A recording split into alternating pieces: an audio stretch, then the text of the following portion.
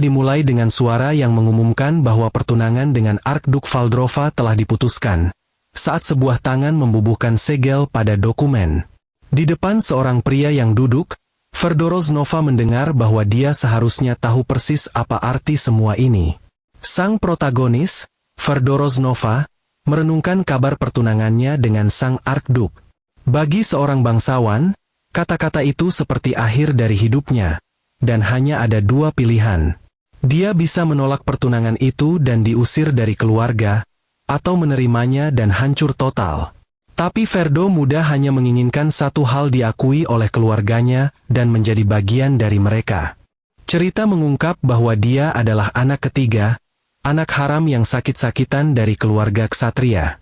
Meski tak ada satupun yang membelanya, pemuda itu menanggung semuanya dalam diam dan terus melangkah.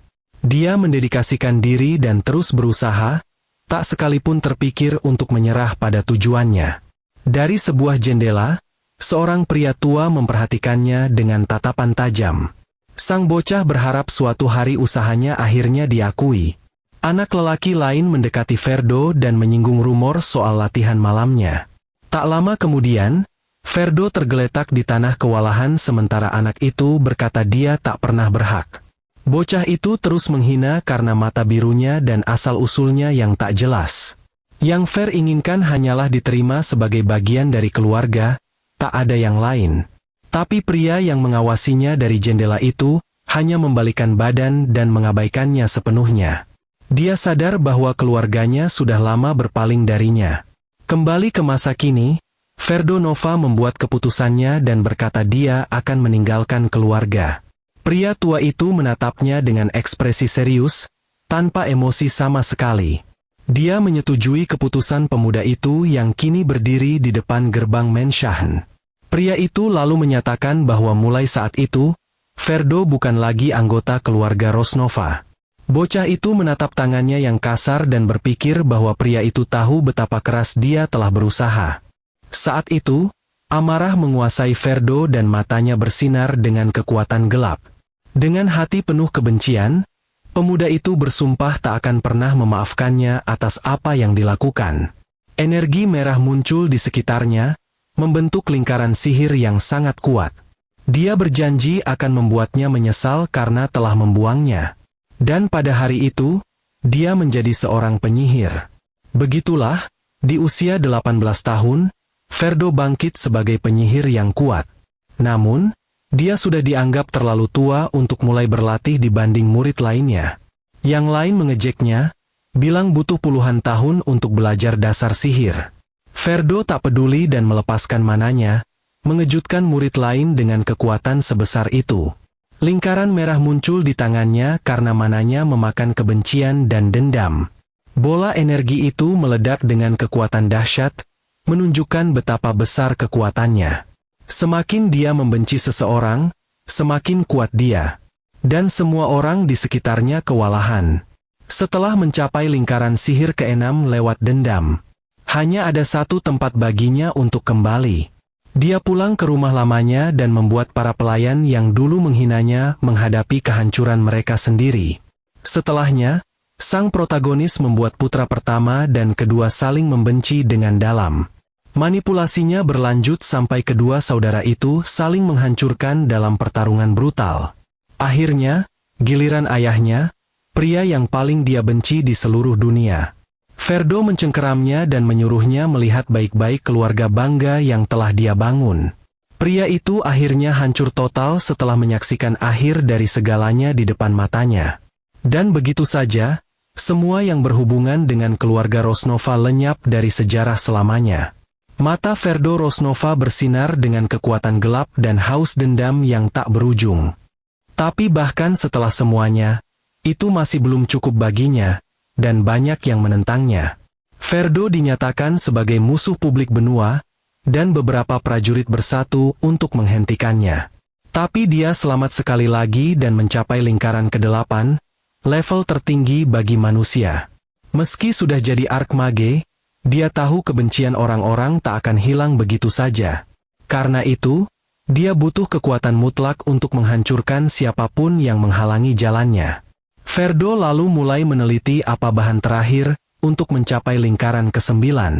Dia menemukan apa yang dia butuhkan dan bertanya-tanya apakah ini cuma lelucon kejam dari takdir. Untuk menjadi setengah dewa, dia butuh jantung naga merah Faldrova. Memikirkan ironi nasib, dia memulai perjalanannya mencari makhluk legendaris itu. Di hadapan seekor naga merah raksasa, Faldrova merenung bagaimana orang yang seharusnya jadi tunangannya justru berakhir menjadi orang yang datang untuk mengakhiri perjalanannya menuju kekuatan. Ferdo menggertakkan gigi kesakitan saat berusaha melawan naga raksasa itu. Dia berteriak agar tiran Faldrova dikalahkan oleh tangannya sehingga tujuannya tercapai. Naga merah itu lalu menatapnya dan berkata dia tahu orang-orang memanggilnya tiran. Faldrova menjelaskan bahwa dia tak pernah meninggalkan rumahnya dan bertanya alasan di balik kebencian sebesar itu. Dengan tatapan murka, Ferdo bertanya apakah dia benar-benar merasa tak bersalah. Dia berteriak bahwa dialah akar dari semua penderitaannya dan semua ini dimulai karenanya. Faldrova lalu bertanya apakah itu salahnya dan Ferdo memastikan itu dengan keyakinan penuh. Pemuda itu berkata bahwa ide seekor naga menginginkan pasangan manusia telah menghancurkan hidupnya sepenuhnya. Setelah mendengar kata-katanya, Fald tampak memahami situasi dan menundukkan kepalanya. Ferdo bingung dengan reaksinya dan tak mengerti apa yang baru saja terjadi saat itu, tapi dia mengabaikannya karena percakapan itu memberinya cukup waktu untuk mengumpulkan mana untuk serangan. Fald mengangkat kepalanya dan berkata dia mengerti semuanya sekarang dan bersiap untuk serangan terakhir. Saat itu, naga itu maju dengan cakarnya dalam serangan cepat dan langsung ke arah sang penyihir. Ferdo terkena telak dan lingkaran sihir terbentuk untuk menjebaknya dan melukainya. Ledakan kekuatan besar terjadi, menunjukkan kekuatan serangan sang Arkduk. Sang protagonis terluka parah oleh serangan itu dan nyaris tak bisa berdiri. Dia lalu sadar bahwa Faldrova menusukkan cakarnya sendiri ke dadanya, melukai dirinya parah. Ferdo bertanya-tanya kenapa dia sengaja melukai dirinya sendiri seperti itu. Fald mengingatkannya bahwa sihirnya butuh jantung naga untuk naik ke level berikutnya. Dia akhirnya paham bahwa dia mencoba menghancurkan jantungnya sendiri dan berteriak menyuruhnya berhenti. Cahaya terang mulai bersinar dari dada sang naga saat dia menyiapkan serangan terakhir. Ferdo putus asa karena ini satu-satunya kesempatannya mencapai lingkaran ke-9. Dia lalu menembakkan ledakan energi yang kuat ke arah jantung sang Arkduk. Serangan itu tepat sasaran sementara sang penyihir mengutuk naga itu atas tindakannya. Faldrova merasakan dampak serangan itu dan tubuhnya terlempar ke belakang oleh kekuatan sihir. Cahaya yang lebih terang bersinar dari luka itu dan Ferdo berteriak putus asa melihatnya. Dia tak percaya apa yang terjadi dan bertanya-tanya apa yang terjadi pada jantung naga itu.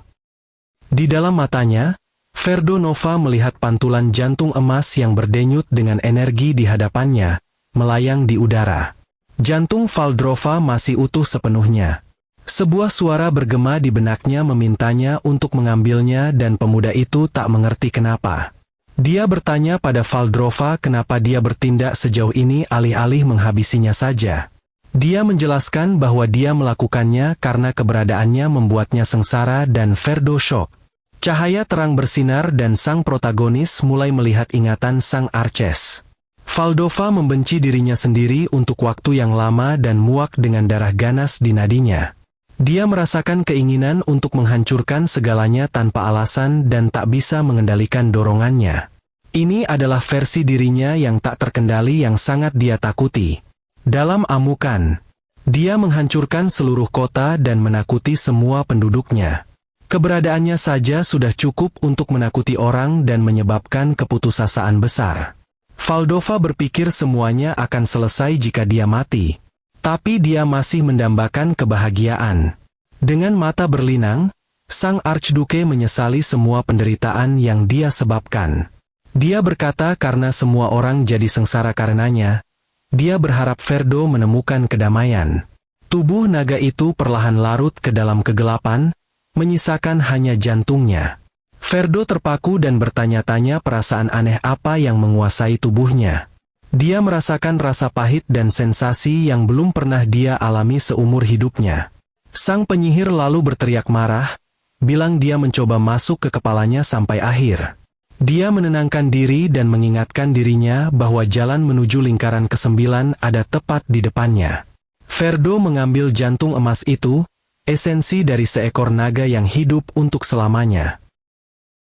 Dia tahu jika dia menyerap kekuatan sebesar ini, hidupnya akan berubah selamanya dan dia akan memiliki segalanya. Pemuda itu lalu memulai ritual dan berteriak saat energi jantung masuk ke tubuhnya. Dia berpikir akhirnya dia akan melampaui manusia dan terlahir kembali sebagai setengah dewa sejati. Ledakan cahaya menyilaukan menyelimutinya saat tubuhnya menyerap kekuatan naga. Tiba-tiba, dia mendapati dirinya di ruang gelap dengan tubuhnya bersinar dan tak mengerti apa-apa. Ferdo yakin dia telah mengonsumsi jantungnya, tapi sesuatu terasa salah total. Dia merasa seolah jatuh ke rawa tanpa dasar yang menariknya ke kegelapan. Pemuda itu bertanya-tanya apakah ini efek samping dari mengonsumsi jantung naga. Saat itu, banjir emosi yang luar biasa mulai menguasai pikirannya. Seberkas energi menghantam kepalanya, memaksanya melihat dan merasakan semua yang Valda rasakan. Ferdo bertanya-tanya apakah ini ingatan dan perasaan sang Archduke yang dia bunuh. Dengan rambut yang kini memutih, dia syok dan akhirnya memahami kebenaran di balik semuanya. Dia melihat keputusasaan kuno dan dalam yang membuat miliknya tampak kecil dan tak berarti. Semua amarah dan kebencian yang mengakhiri hidupnya kini tampak tak bermakna. Perasaannya sangat tak berarti dan Ferdo bertanya apa yang telah dia lakukan. Dia mempertanyakan apa yang selama ini dia inginkan dan mengingat masa lalunya yang jauh. Sebuah kenangan masa kecilnya yang kesepian muncul di benaknya, menampilkan seorang bocah kecil. Ferdo muda menatapnya dengan tekad, dan jawaban dari pertanyaannya adalah tidak. Dia ingat bahwa yang dia inginkan hanyalah membangun keluarga yang sederhana dan bahagia. Mimpi sejatinya bukanlah kekuatan atau dendam, tapi hanya hidup damai dengan orang yang dia cintai. Ferdo lalu bertanya-tanya apakah Valdova, jauh di lubuk hatinya, menginginkan hal yang sama dengannya, hidup sederhana. Dengan tatapan penuh penyesalan, dia sadar bahwa semua yang dia lakukan tak ada artinya. Dia menatap tubuhnya di tanah dan ingat bahwa dia sudah dikalahkan oleh tangannya sendiri. Dengan mata berlinang, beban tindakannya akhirnya menghantam pundaknya. Tapi dia ingat satu-satunya mantra yang bisa digunakan penyihir lingkaran ke-9 sebuah permintaan. Meski menganggap semuanya sia-sia, dia menggunakan kekuatannya untuk merapal mantra paling kuat yang ada. Tiba-tiba, pemuda itu terbangun kaget dan mendengar suara familiar memanggil namanya. Tak mengerti apa-apa, dia bertanya-tanya di mana dia dan melihat kamar dari awal perjalanannya. Ferdo ingat bahwa ayahnya telah dikalahkan dan sadar bahwa ini adalah hari yang penting. Saat itu, ayahnya mengumumkan bahwa pertunangannya dengan Archduke Valdova telah diputuskan. Pemuda berambut gelap itu mendengar kata-kata yang sama yang membawanya ke jalan dendam. Ayahnya mulai menjelaskan apa yang akan terjadi jika dia menolak pertunangan dengan sang Archduke. Ferdo menunduk dan dengan senyum tipis sadar dia benar-benar berhasil kembali ke masa lalu. Dengan ketenangan yang mengejutkan ayahnya, sang protagonis berkata dia mengerti situasinya. Dia memutuskan tak akan lari kali ini dan akan secara resmi menerima pertunangan dengan Valdova. Di ruangan lain, putra kedua, Hen Rosnova, tak percaya bahwa Ferdo menerima kesepakatan itu. Dia pikir Ferdo akan memohon untuk hidupnya alih-alih berjalan ke dalam perangkap. Seorang pelayan memberitahu bahwa pemuda itu menyuruh pelayan pergi dan sendirian di kamarnya. Hen memutuskan pergi menemui wajah sengsara saudaranya sebelum keberangkatannya. Ferdo ada di kamarnya ketika mendengar langkah kaki mendekati pintunya dengan cepat. Saudaranya Han masuk sambil berteriak dan bertanya kenapa dia belum berangkat ke tujuannya. Pemuda itu syok melihat ekspresi tenang di wajah adiknya. Dia berharap menemukan Ferdo menangis dan memohon untuk membatalkan pertunangan yang diatur. Tapi pemuda itu malah bersiap sendiri dan mempertanyakan kenapa dia masuk tanpa mengetuk. Ferdo menjelaskan bahwa karena dia tak akan punya bantuan lagi, dia harus terbiasa berpakaian sendiri. Hukan curiga dan bertanya apakah dia tahu apa artinya pertunangan itu telah ditetapkan. Sang protagonis menjawab dingin bahwa ya, itu berarti dia akan diusir dari keluarga. Canggung, Hukan berkata bahwa sebenarnya dia akan dikalahkan jika melanjutkan kegilaan ini.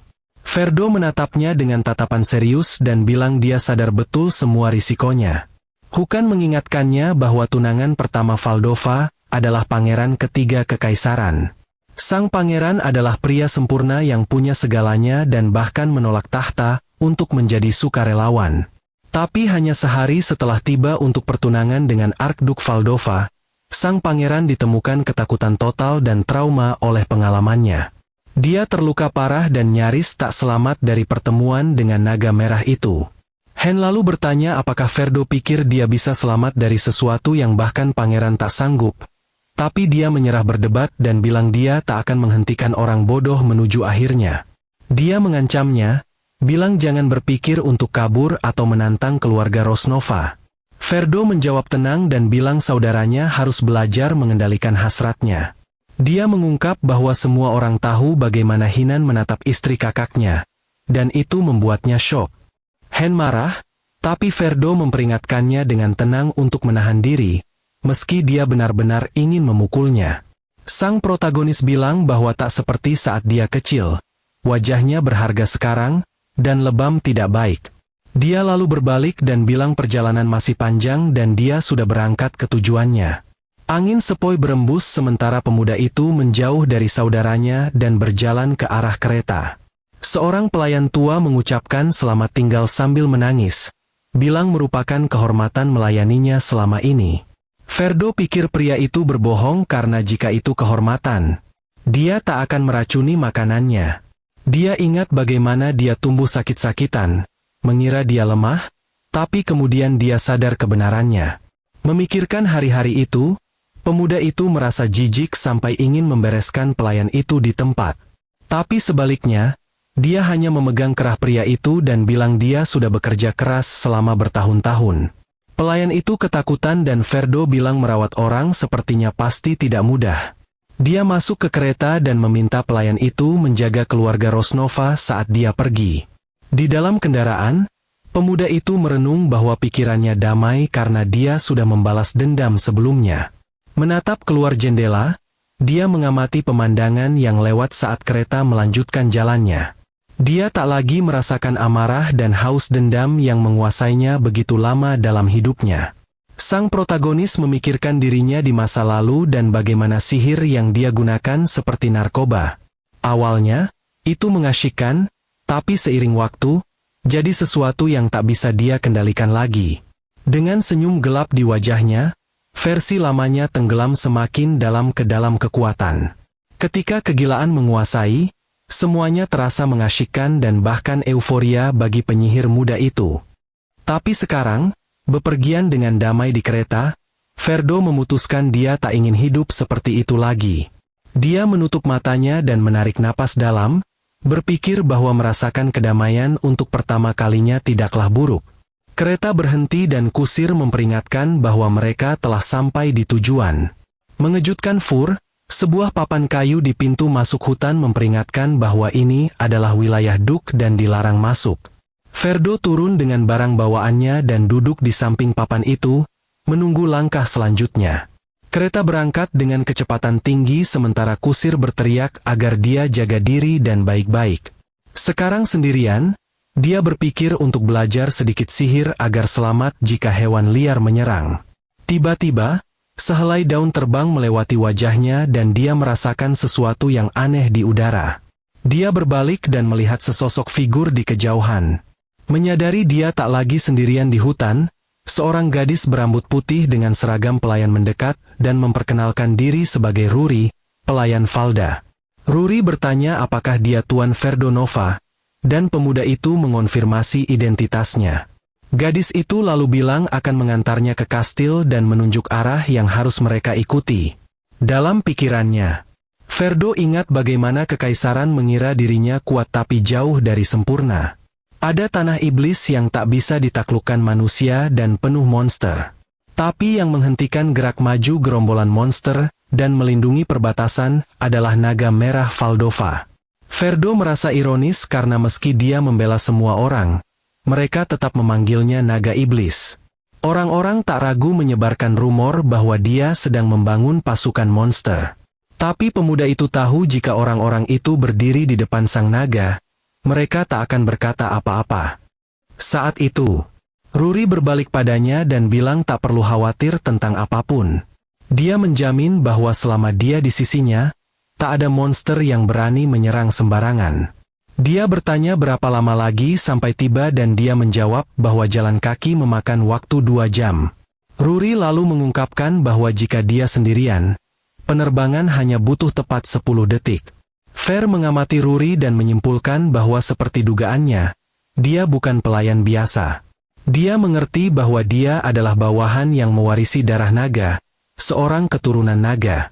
Mengetahui itu, sang protagonis memutuskan menguji batas kesabaran pemandu barunya. Dia mengusulkan agar mereka terbang ke sarang, tapi Ruri bertanya apakah dia harus menggendongnya.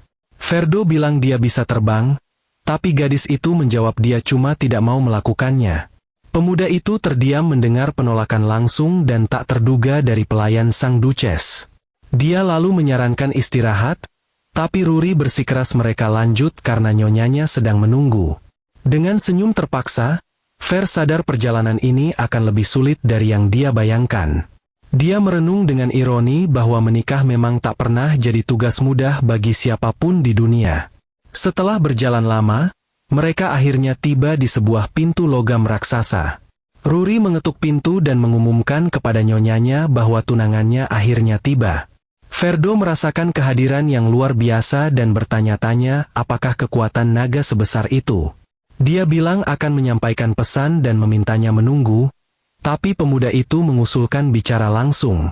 Ruri kesal dan bertanya apakah dia berani berpikir untuk berdiri di hadapan nyonyanya, dan Ferdo menerima.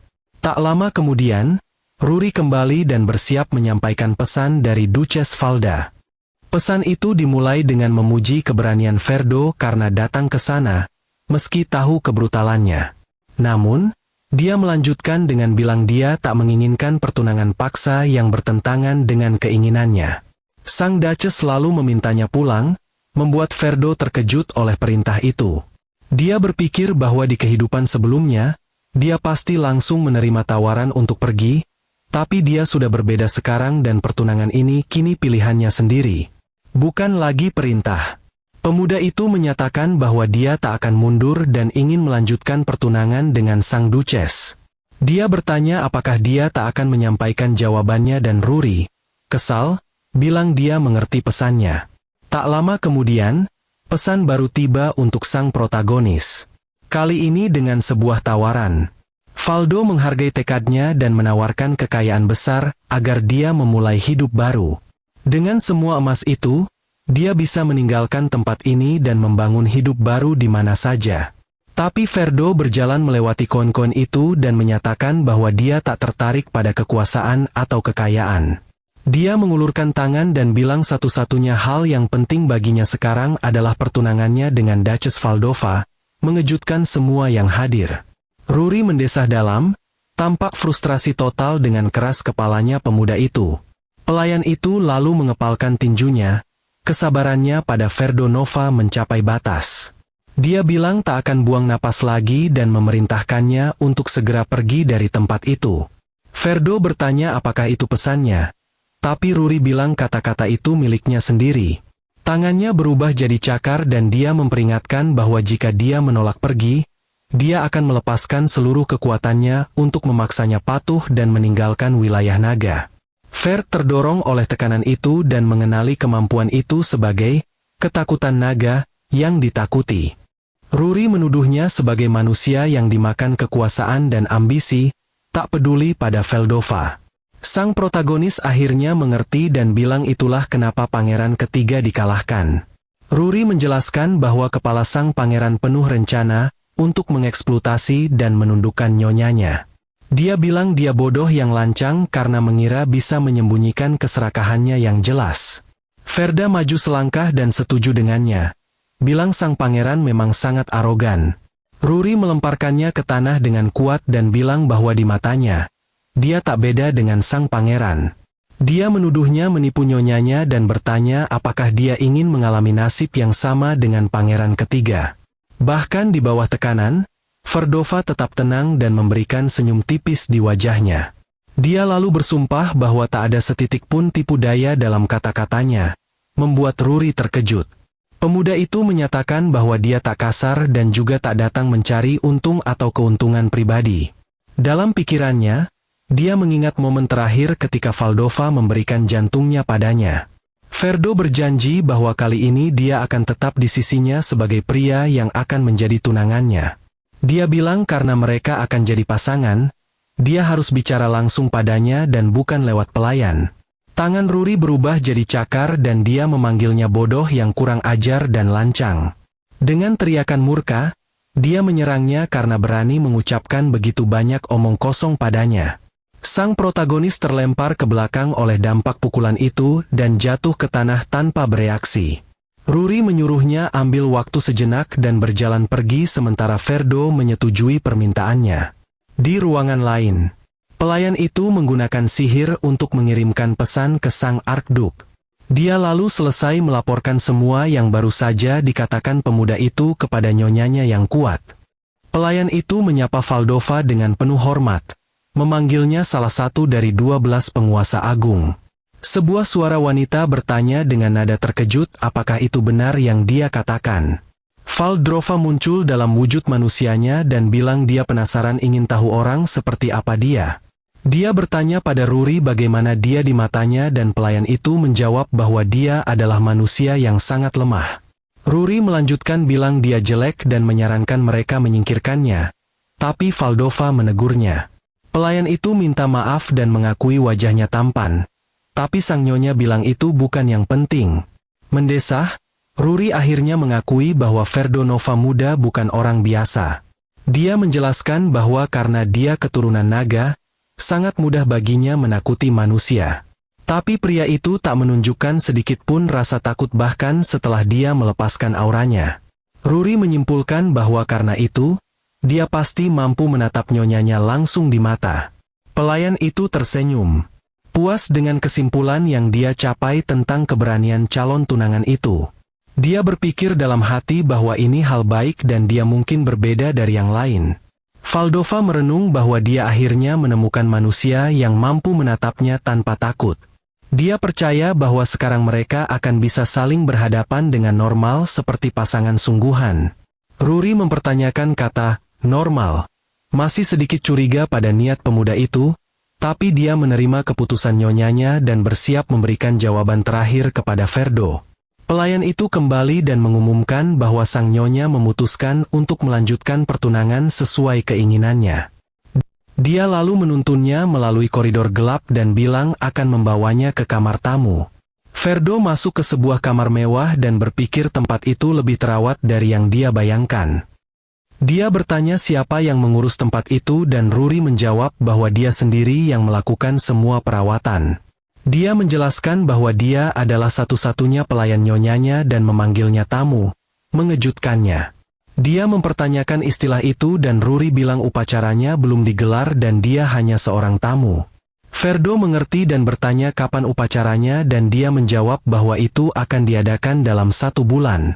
Ruri menjelaskan bahwa itu akan jadi acara yang tenang, hanya mereka bertiga, sang nyonya, dia, dan sang tamu. Sang protagonis selalu bilang dia mengerti dan menerima syarat yang diberikan tunangannya. Dia merenungkan tenggat waktu itu dan mulai berpikir apa yang akan dia lakukan selama sebulan ke depan di kastil. Ruri diam sejenak, mengamati Ferdo dengan ekspresi serius di wajahnya. Dia lalu bilang bahwa tak ada yang menjanjikan hidup mudah baginya dan tenggat itu adalah untuk dia membuktikan nilainya. Ruri menunjuk padanya dan bilang dia punya 1 bulan untuk punya status yang sepadan dengan nyonyanya. Dia menantangnya untuk membuktikan bahwa dia layak jadi tunangan sosok yang begitu agung dan kuat. Ferdo berpikir sambil mendesah bahwa sepertinya menikah akan jadi tugas yang sangat sulit lagi. Dia bertanya apakah tantangan itu keinginan sang nyonya. Tapi Ruri bilang itu keinginannya sendiri. Dia menjelaskan bahwa nyonyanya sangat tak peduli, Tapi dia tak bisa begitu saja mengabaikan situasi ini. Meski dengan tubuh yang lemah, dia memintanya membuktikan bahwa dia punya potensi untuk masa depan. Jika dia gagal, bahkan sebagai tunangan, dia tak akan diakui sebagai pendamping sang naga. Ferdo menimbang kata-katanya dan tampak berpikir bagaimana dia akan menghadapi tantangan itu. Dengan tatapan penuh tekad, dia berpikir tunangannya punya orang-orang baik di sisinya untuk melindunginya. Dia mengakui bahwa meski tak menyukainya, Ruri selalu menempatkan nyonyanya di atas segalanya. Tapi pemuda itu bertanya-tanya kenapa di momen terakhir kehidupan sebelumnya, tak ada satupun yang datang membantu. Dia menerima tantangan itu dan bertanya seberapa jauh dia harus melangkah jika dia harus menjadi kaisar. Ferdo paham dia perlu menunjukkan potensi yang cukup meyakinkan untuk melampaui seorang kaisar. Dengan senyum percaya diri, dia bilang dia mengerti apa yang perlu dilakukan untuk membuktikan nilainya. Ruri terkejut dengan ketenangannya dan tak bisa memahami alasan kepercayaan diri sebesar itu. Dia mempertanyakannya, tapi Ferdo menjamin dia sama sekali tidak meremehkan situasinya. Dia berjanji bahwa dalam 1 bulan dia akan menunjukkan padanya kemampuan yang cukup untuk meyakinkannya. Pelayan itu curiga dan bertanya-tanya apa dasar kepercayaan dirinya. Di luar, malam turun di atas kastil, diterangi bulan purnama dan bintang-bintang. Di kamarnya, Ferdo bersiap membuktikan potensinya, meski saat ini belum punya kemampuan. Tapi dia tahu bahwa pengalaman mencapai lingkaran ke-9 adalah sesuatu yang hanya dia miliki di dunia ini. Bagi seorang penyihir, lingkaran pertama adalah yang terpenting, karena menentukan kecenderungan mana. Lingkaran biru, yang dibuat dengan meditasi tenang, lambat tapi stabil, jalan yang paling banyak dipilih. Lingkaran merah, lahir dari emosi yang bergejolak, cepat tapi berbahaya dan mengarah ke kegilaan. Dia tahu jika dia mengikuti jalan kebencian yang sama, dia akan kuat lebih cepat, tapi dia ingat akhirnya. Kali ini, Ferdo memutuskan dia akan mengikuti jalan berbeda agar tak goyah dan berakhir sama. Seminggu berlalu dan pemuda itu melanjutkan persiapannya di dalam kastil naga. Dia duduk di lantai kamarnya dan mulai bermeditasi untuk mencoba membangkitkan kekuatan sihirnya. Bola energi biru terbentuk di tangannya saat dia mencoba mengendalikan mana, tapi energinya menghilang dan dia sadar dia gagal lagi dalam latihannya. Dia berpikir membuat lingkaran biru butuh 3 tahun, tapi dengan ingatannya, seharusnya cepat. Dengan sisa 3 minggu, Ruri masuk ke kamar dengan makanannya dan bertanya apakah dia sedang bersiap. Ferdo mengonfirmasi, tapi dia menyadari bahwa dibanding awal, tak ada yang berubah dalam kemajuannya. Sang protagonis bilang itu akan berhasil jika dia terus mencoba sambil makan dengan tenang. Tapi dia tahu tak ada kemajuan dan dia butuh pendekatan berbeda agar berhasil. Tiba-tiba, meja mulai bergetar hebat. Mengejutkan pemuda itu dan sang pelayan. Dia bertanya apa getaran itu dan Ruri menjelaskan bahwa nyonyanya sedang menundukkan monster. Dia memberitahunya bahwa Valdrova sedang secara pribadi membasmi monster dari tanah terkutuk di timur. Dengan ekspresi serius, Ferdo sadar bahwa Valdrova ada dalam situasi yang sangat rumit. Dia lalu bilang pada Ruri dia ingin melihat pertarungan itu dengan matanya sendiri, mengejutkannya. Pelayan itu memperingatkannya lebih baik dia tidak pergi. Tapi pemuda itu bertanya alasan penolakan itu. Ruri menjelaskan bahwa pikiran manusia yang waras tak akan sanggup menghadapi pemandangan pertarungan itu. Dia memprovokasinya, bilang kecuali dia ingin mempermalukan diri sebelum upacara, lebih baik jangan menonton. Ferdo menggebrak meja dan menolak peringatan itu, bilang dia tak akan menyerah pada keputusannya. Dia menyatakan bahwa itu kewajibannya sebagai pasangannya dan dia ingin menyaksikan pertarungan itu dengan matanya sendiri. Ruri lalu membuka sayapnya dan keduanya terbang dengan kecepatan tinggi menuju medan perang. Setelah penerbangan cepat, pelayan itu mengumumkan bahwa mereka akhirnya tiba di lokasi pertarungan. Ferdo jatuh ke tanah mual dan berpikir bahwa kecepatannya luar biasa, hampir seperti teleport. Dia merasa mual, tapi Ruri memperingatkannya jangan khawatir padanya dan lihat ke depan. Dengan ekspresi serius, pelayan itu menyuruhnya bangun dan melihat apa yang terjadi. Ferdo bangkit dan keduanya mengamati dari tebing pemandangan kehancuran tepat di bawah mereka. Dia benar-benar syok dan tak bisa berkata-kata melihat pertarungan yang sedang berlangsung. Di hadapannya, di lembah gelap, monster ular raksasa sedang bertarung melawan Valdrova. Makhluk itu melingkar dan bersiap menyerang naga merah itu dengan seluruh kekuatannya. Ledakan terjadi ketika ular itu dan Valdrova bentrok dalam pertempuran brutal. Monster itu menjerit kesakitan sementara dua kepala ular itu bertarung melawan sang naga. Valdrova mencengkeramkan cakarnya ke tubuh musuh, menyebabkan luka parah pada makhluk itu. Sang Archduke melanjutkan serangannya tanpa henti, menunjukkan kekuatan dan keganasan dalam pertarungan. Dia bersiap menggunakan salah satu kemampuannya yang paling kuat untuk mengakhiri pertempuran. Ruri menyaksikan pemandangan itu dengan kagum, terkesan oleh kekuatan nyonyanya yang luar biasa. Ledakan api raksasa melahap medan perang, menunjukkan kekuatan serangan itu. Ferdo merasakan dampak gelombang kejut dan berjuang untuk tetap berdiri di hadapan kekuatan itu. Dia jatuh berlutut dan bertanya-tanya apakah Valdrova benar-benar memiliki kekuatan sebesar itu. Saat itu, pemuda itu mendengar raungan kuat sang naga bergema di seluruh lembah.